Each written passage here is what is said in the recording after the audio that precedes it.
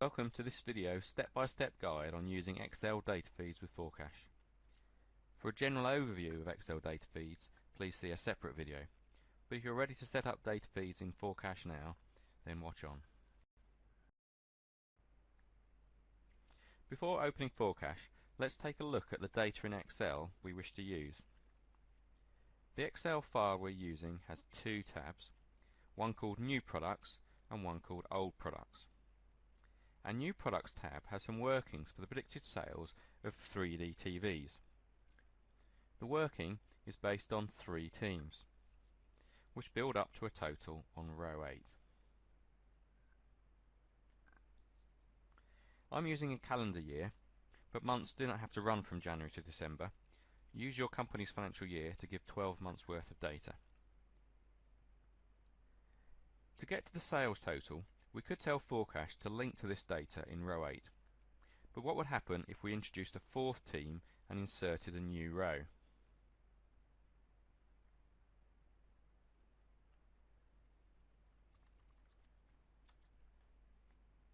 Our total row has now moved down to row 9, and when foreCASH looked for the total, it would go to the wrong row and still be looking at row 8. For this reason, it's recommended that you make use of the name range feature in Excel. If I highlight the cells that make up the totals, then click on the name box at the left end of the toolbar, I can now enter a suitable name. Names must start with a letter, not a number, so I'm going to call this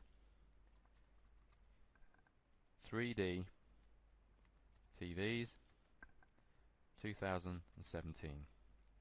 And I'll press enter, and we've now named the range of cells. If I click elsewhere and then just come back to the name box, you can see in the drop down list a couple of items added earlier, and then the one I've just added, 3D TVs 2017.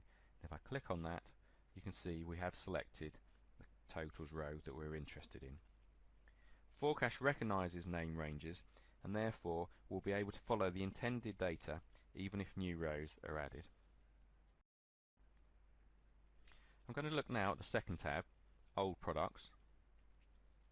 I have some data here that is last year's actual sales figures, and I've decided that for some lines I'll use last year's 2016 numbers as a guide to what's going to happen in 2017.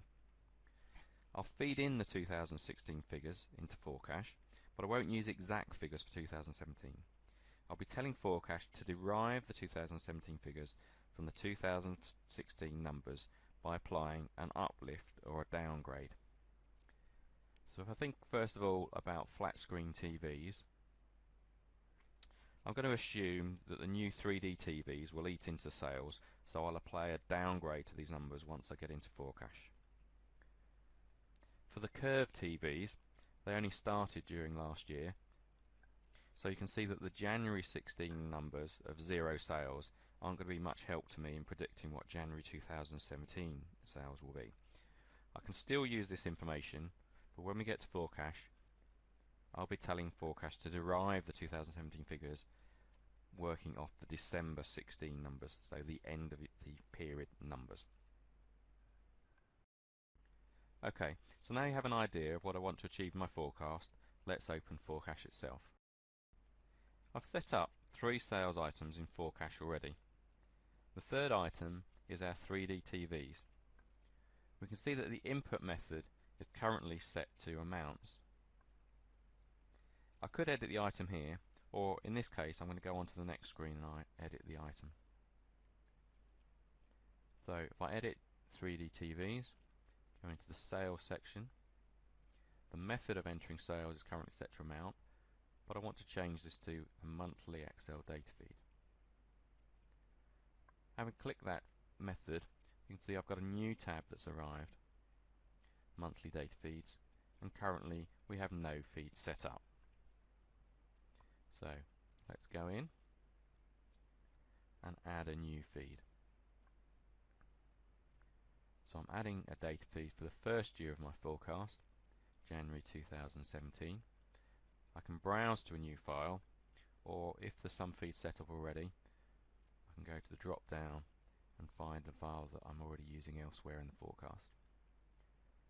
Because it's a new item, it's automatically opening up the file to allow me to select the relevant data.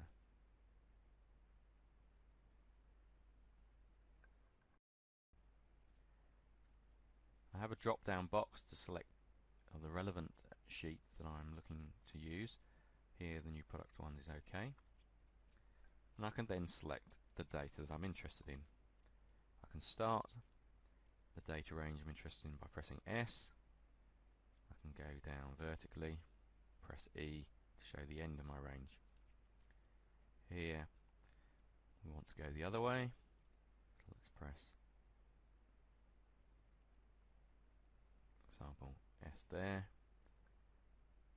and N there. You can see with the shading it's showing that I've not got a range that's long enough.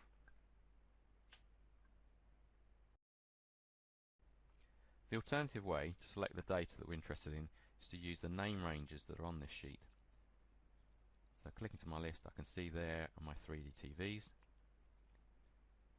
So we know now that we've got our full 12-month period that we set up initially, and you can imagine if you've got a very long list of data with more rows in the spreadsheet than I have here, using the name ranges is a very quick and easy way of identifying the data that you want.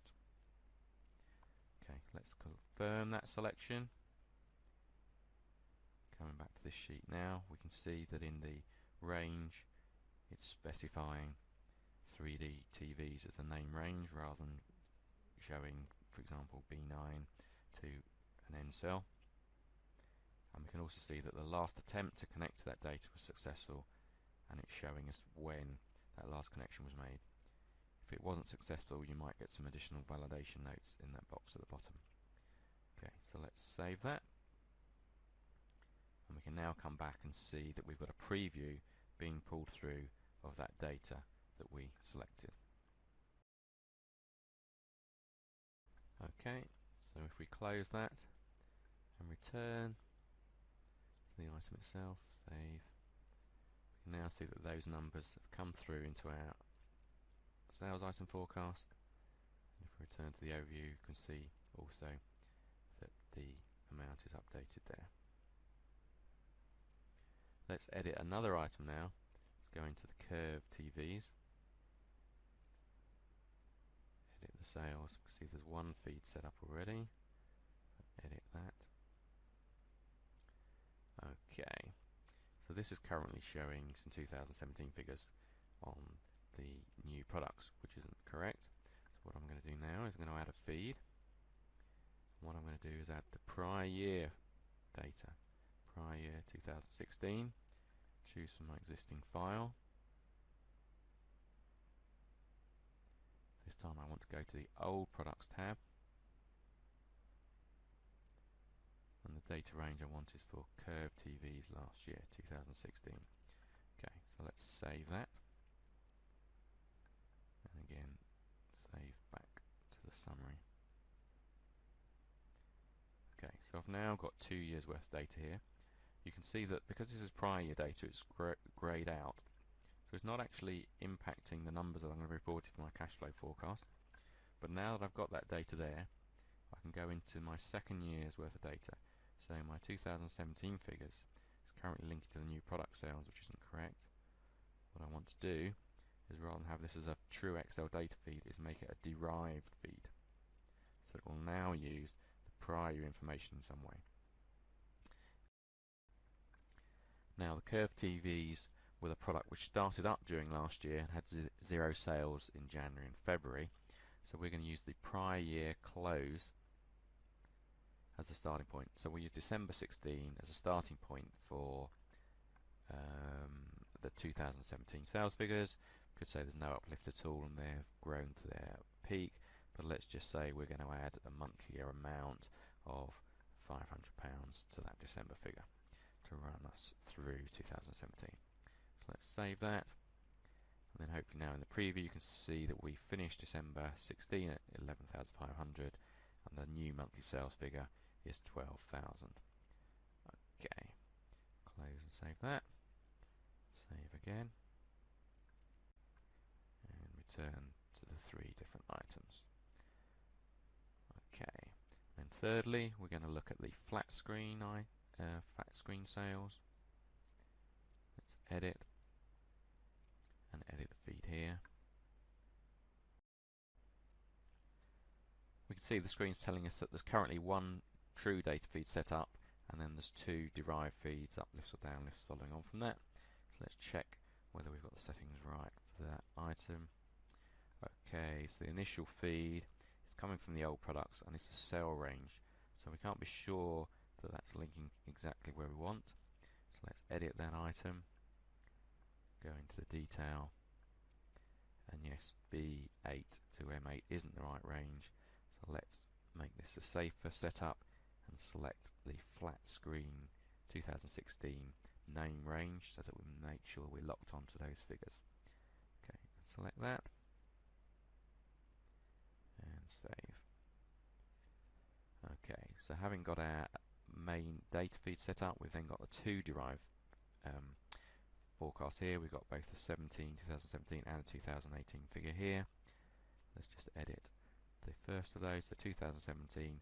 This situation when we're actually taking the month-by-month figures, so let's assume there's some seasonality in there that we do want to replicate, but because of the impact of the 3D TV sales, we're assuming that these sales are going to reduce as we go through the year. So here we're going to say monthly reduction of £1,000 per month. Okay, save that. So hopefully you can see there we've got a month-by-month reduction as we go through, and then the last option demonstrating 2018 figures, we can actually use a prior year average, and again we've applied a £500 per month further reduction, so we've got a flat sales level in 2018. Let's save that.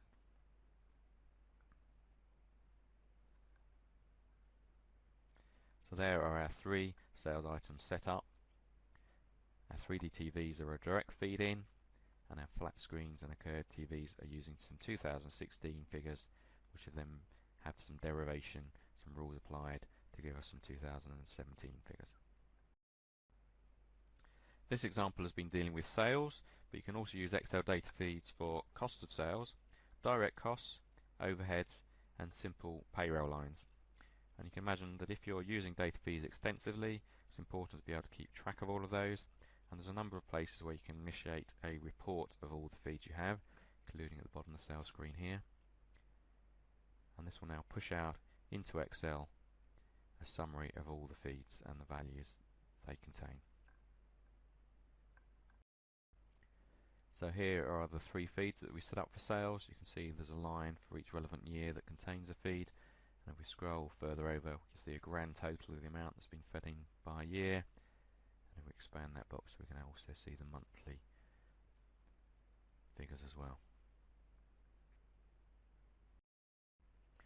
Back now in foreCASH, if I go into my flat screen TVs, one last feature which can be of use. Probably noticed that we have a tab here called feed substitution.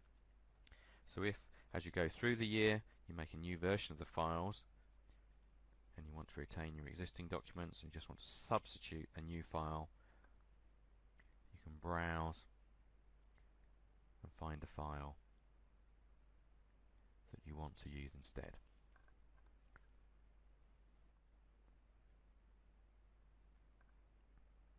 So in this case I might want to use version 2 of my demo TV's data.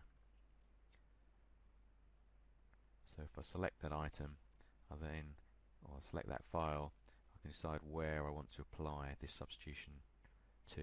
It might be this feed only for the flat screen TVs. We've also got the option for this type of item, so we could apply it to all the sales items, or we could be all relevant feeds, in which case it would look at any cost of sales, direct cost overheads, and payroll lines that are also using that file if relevant, and switch up all of those. If you do make a substitution, it's important to go back and check just in case you haven't got the same name ranges, but assuming that your version 2 file was based on your version 1 file, there shouldn't be any problems. Okay, I'll cancel that for now. Next, I'd like to talk about a few important notes as to when Excel data feeds get updated and when changes in your Excel file will flow through into foreCASH. If you do make changes to your Excel file, until you've saved the file, those changes will not be pulled through into foreCASH. Also, the screen we're looking at the moment is before a calculation has been run. So I'm now going to press the button Calculate and Display Cash Flow. So at this point, foreCASH will be looking at all the relevant feeds and pulling the latest version into the figures. If I swap now into the sales view, we should see the sales that we recognise from our feeds. If we wish to, we could push those out into Excel and check those. Okay, if I close that view, you can see the current status of the forecast is that a cash flow calculation has been run, no management action, so no dragging, dropping or rescheduling taking place.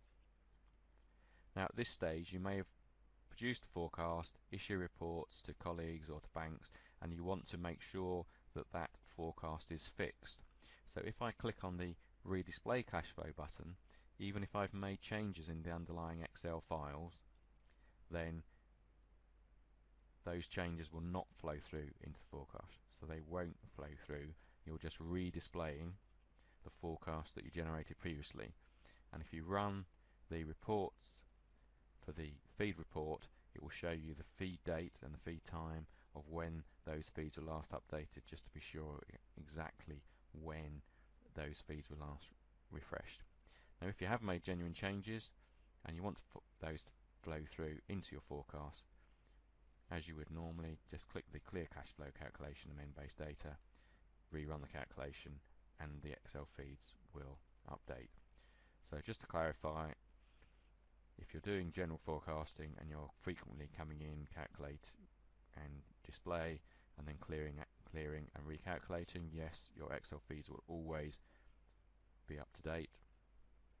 If however, for example, you're doing some short-term cash flow forecasting and you've either issued a report which you don't want to change, or perhaps you've come in and made some manual changes, then you don't want to go back and start changing the feeds, because actually you'll want a fixed start point from which to work. Okay, so again, if I go back to the close view here, at this stage you're not updating the feeds if you go back in and redisplay. So a few key points to remember with foreCASH and Excel data feeds. 1, we always recommend the use of name ranges in Excel. 2, you must save the Excel files for changes to be visible to foreCASH when it refreshes a feed. 3, a redisplay does not refresh the feeds, as you're just reviewing a previous forecast that may have been circulated or may have had cash management actions applied, but for a calculate and display does refresh the feeds. So, in summary, foreCASH can make use of data feeds from Excel files. This is particularly useful where Excel is aggregating data which is likely to change, to pull through prior year data to which uplift or downgrades could be applied. This could help you quickly build a new forecast,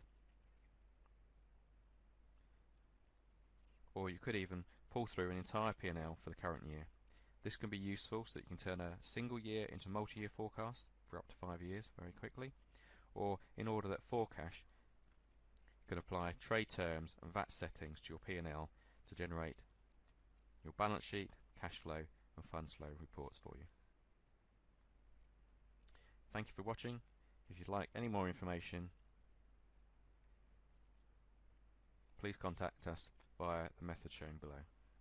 Thank you.